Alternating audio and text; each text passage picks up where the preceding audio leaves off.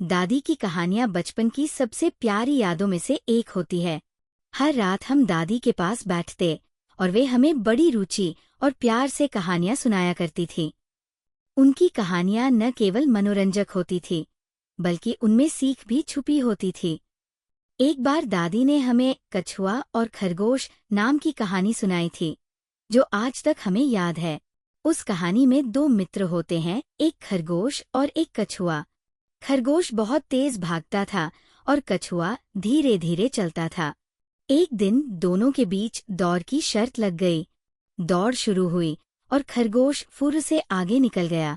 वह इतनी तेज दौड़ा कि थोड़ी ही देर में कछुआ बहुत पीछे छूट गया। खरगोश ने सोचा, अरे, कछुआ तो मुझे पकड़ ही नहीं सकता, क्यों न मैं थोड़ी देर आराम कर लूं। ये सोचकर वो एक पेड़ के नीचे ठंडी छांव में लेट गया और धीरे धीरे गहरी नींद में सो गया। उधर कछुआ धीरे धीरे लेकिन बिना रुके आगे बढ़ता रहा। उसके मन में ये विश्वास था कि मेहनत और धैर्य से ही जीत मिलती है। उसने कभी पीछे मुड़कर नहीं देखा, बस अपने कदम बढ़ाता गया। कुछ देर बाद खरगोश की आंखें खुलीं। उसने देखा कि कछुआ तो काफी आगे निकल चुका है। घबराकर खरगोश तेजी से भागा, लेकिन अब बहुत देर हो चुकी थी। कछुआ अपनी धीमी चाल में ही धीरे धीरे मंजिल तक पहुंच गया और खरगोश से पहले जीत की रेखा पार कर गया। सारे जानवर खुशी से ताली बजाने लगे।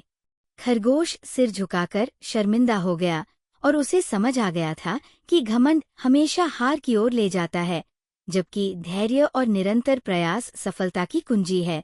इस कहानी से दादी ने हमें सिखाया कि कभी भी किसी को कमजोर न समझो और मेहनत से कभी मत डरो। हम सभी ने ये बात अपने मन में बैठा ली। दादी की कहानियों में ऐसा जादू होता था कि हम सब उसकी कल्पना में खो जाते थे। आज भी जब हम वो कहानी याद करते हैं तो दादी का मुस्कुराता चेहरा हमारी आंखों के सामने आ जाता है।